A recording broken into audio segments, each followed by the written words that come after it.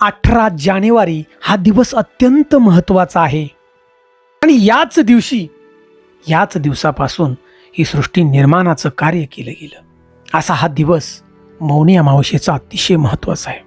तुमच्या जीवनामध्ये ज्या अनेक अडचणी येतात त्याचं मूळ कारण तुमची पितृ सुखी नसतात हो। म्हणून जीवनामध्ये एक आलेली संधी आहे की तुमच्या पितरांना सुखी करण्यासाठी, तुमच्या पितरांचा आशीर्वाद घेण्यासाठी नक्की करावं तरी काय ते आम्ही आजच्या व्हिडिओमधून आम्ही आपल्याला सांगणार आहोत। मित्रांनो, मौनी अमावस्या दिवस हा इतका महत्त्वाचा आहे की हा दिवस आध्यात्मिक ज्ञान प्राप्त करण्याचा दिवस आहे, की जीवाची आणि परमात्म्याची भेट होण्याचा हा दिवस आहे मौनी अमावस्या। तर आजच्या व्हिडिओमधून सुंदर अशी रहस्यमय माहिती जाणणार आहोत आपण की आपल्या पितरांना सुखी करावं तरी कसं। फक्त हा व्हिडिओ आपण शेवटपर्यंत पहा, आपल्या जीवनातल्या अडचणी तर दूर होतील, परंतु अक्षय सुख आपल्याला प्राप्त होईल आणि त्यासाठी हा व्हिडिओ नक्की शेवटपर्यंत पहा। मित्रांनो, प्रत्यक्षात महादेवांनी सांगितलंय की तुमच्या पितरांना सुखी करायचं कसं। सुंदर अशी माहिती आपल्या जीवनातल्या सगळ्या अडचणी दूर होऊन जातील आणि अक्षय सुख प्राप्त होईल। तर मित्रांनो, चॅनलवरती प्रथम असाल तर नक्की सबस्क्राईब करा। ओम नमो भगवते वासुदेवाय नमाशी कमेंट आम्हाला जरूर करा आणि आपल्या पितरांना सुखी करण्यासाठी, परमात्म्याची भेट होण्यासाठी, अध्यात्मिक ज्ञान प्राप्त करण्यासाठी काय करावं ही पूर्ण माहिती या व्हिडिओमध्ये।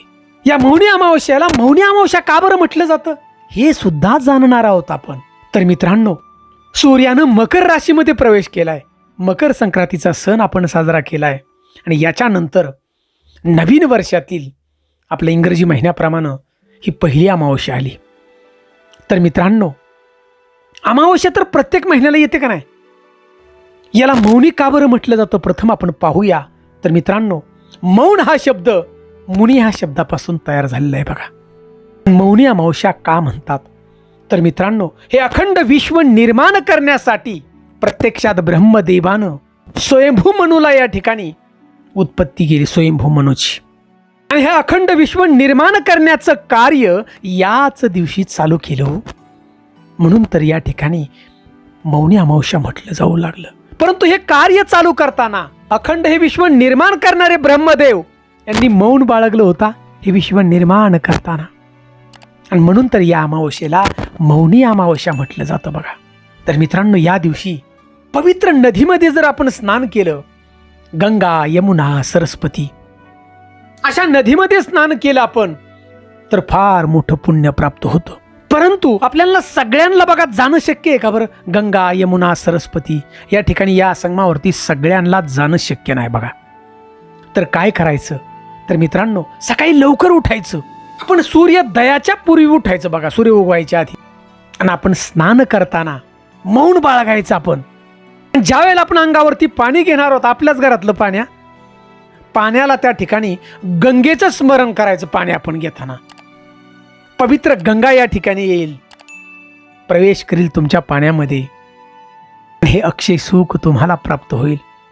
परंतु मित्रांनो, हे सगळं विश्वासानं आपण करायचा, विश्वासानं गंगेचं स्मरण करायचं आपण। अजून रहस्यमय माहिती पद्मपुराणामध्ये सांगितली बघा की कृष्ण पक्षातील जी अमावस्या आहे त्या दिवशी सूर्योदयापूर्वी उठायचं, तीळ जल घेऊन पितरांचं आपण तर्पण करायचं, आणि ज्या व्यक्तीनं पितराचं तर्पण केलं तो व्यक्ती स्वर्गामध्ये अक्षय सुख प्राप्त करतो। लक्षात घ्या, स्वर्गाचं सुख हे आपण केलेलं जे पुण्य असतं, आणि त्यामुळे त्या आत्म्याला जेवढ्या दिवस त्याचं पुण्य आहे तेवढ्या दिवस त्याला स्वर्गात राहावयास मिळतं, आणि पुण्य संपलं की स्वर्गातून त्याला बाहेर काढलं जातं। परंतु पद्मपुराणामध्ये सांगितलं आहे की मौनी अमावस्येच्या दिवशी पितरांचं तर्पण जर केलं तर पितृ सुखी होतात, तृप्त होतात, आणि आपल्याला त्या ठिकाणी आशीर्वाद देतात, आणि स्वर्गामध्ये अक्षय सुख प्राप्त होतं। आता अनेक माणसांच्या जीवनामध्ये बघा अनेक अडचणी येतात, त्यावेळेला त्या ठिकाणी पितृ त्यांची सुखी नसतात बघा, म्हणजे पितरांचा त्रास होतो। अनेक लोकांना प्रश्न पडतो की करावं तरी काय। आणि लक्षात घ्या, ज्याची पितृ सुखी त्याचं कुटुंब सुखी असतं, आणि पितृ जर सुखी नसतील तर देव सुद्धा त्या ठिकाणी मध्यस्थी करू शकत नाही बघा। तुम्ही देवाची भक्ती करताय आणि पितृ जर सुखी नसतील मला यश प्राप्त होणार नाही। एवढी मोठी ताकद पितरांची बघा, आणि यासाठी आपल्याला एक आलेली संधी बघा की आपल्या पितरांना सुखी करण्यासाठी आणि त्यांच्याकडून आपण आशीर्वाद घेण्याची संधी आपल्याला मौनी अमावस्येच्या दिवशी। तर या मौनी अमावस्या दिवशी बघा सकाळी लवकर उठायचं, आपण सूर्योदयापूर्वी उठायचं, तीळ टाकून स्नान करायचं आणि दक्षिण दिशेला तोंड करायचं. आपण दक्षिण दिशेला तोंड करून खाली बसायचं. तांब्याचा गाडवा जवळ घ्यायचा आणि या तांब्याच्या गाडव्यामध्ये आपण तीळ टाकायचं आणि तो पाण्यानं भरायचा. नदीचं पाणी असेल तर उत्तम आहे.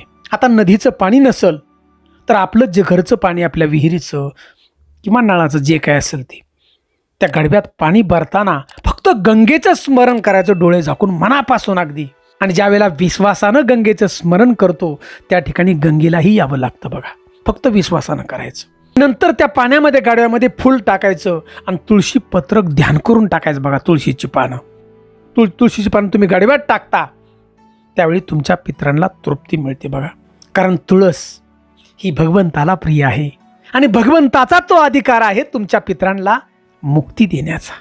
भगवान श्री हरिविष्णूंचा तो अधिकार आहे बघा. आता हे सगळं झाल्यानंतर पितरांचं स्मरण करायचं तुम्ही आणि गीतेचा 7वा अध्याय अगदी मन लावून वाचायला सुरुवात करायचं. मित्रांनो, हे ध्यान देऊन ऐका. प्रत्यक्षात भगवंतानं सांगितलेली माहिती ही पद्मपुराणामध्ये, लक्षात घ्या.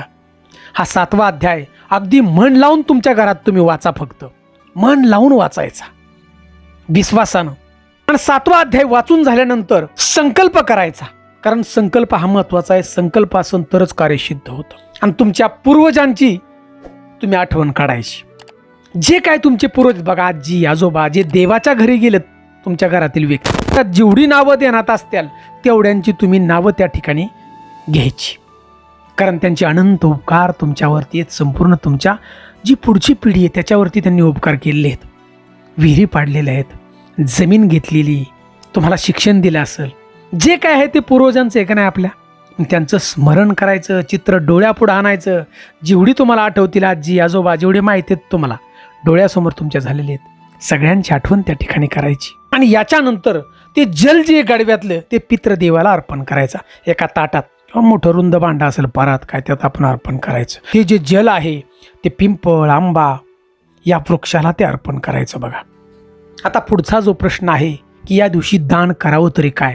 कारण दानाचं पुण्य हे फार मोठे, लक्षात घ्या. मौनी अमावस्या दिवशी तर मित्रांनो, या दिवशी तीळ आणि गुळ हे दान फार महत्वाचे आहे. मौनी अमावस्या दिवशी 7 जन्माच्या पापातून तुम्हाला मुक्ती मिळेल. फक्त हे विश्वासानं करायचा. तीळ आणि गुळ तुम्ही वाटायचं. ज्याची परिस्थिती असेल तसं. आता आम्ही म्हणू एवढं वाटा, तसं नसतं.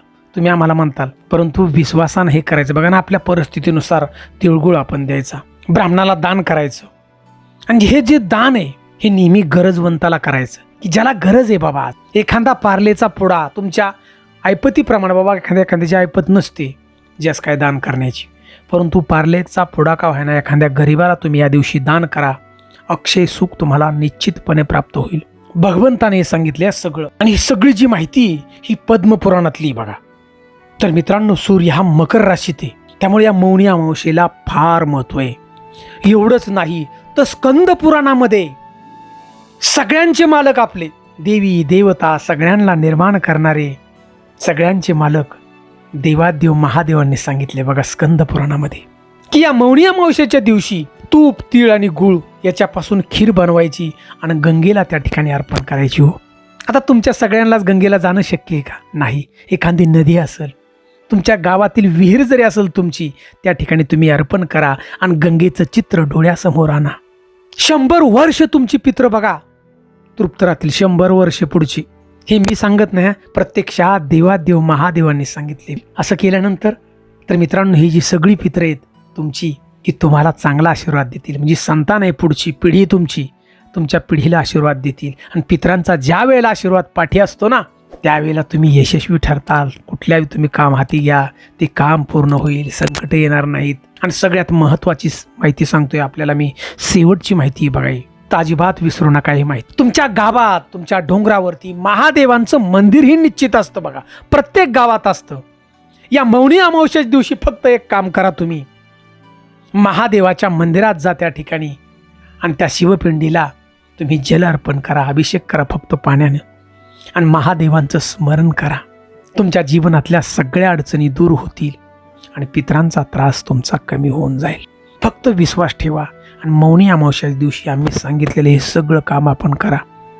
जीवनामधल्या अडचणी दूर होऊन जातील. आणि तुम्हाला आध्यात्मिक ज्ञान पाहिजे तर तुम्ही ज्या देवाची भक्ती करताय त्या देवाचं फक्त मौनी अमावस्या दिवशी नामस्मरण करा पुण्यस्नान करून. तुम्हाला आध्यात्मिक शक्ती नक्की प्राप्त होईल आणि पितरांच्या आपण अडचणीतून बाहेर पडताल बघा. कारण मित्रांनो, ज्यावेळेला पितरांचा त्रास असतो त्यावेळेला देवही काही करू शकत नाही आणि तुमची भक्तीही काही करू शकत नाही. पितृदेव भव म्हटलं जातं. पितराचं नाव पहिलं घेतलं जातं आणि त्यांचे अनंत उपकार बी तुमच्यावरती असतात.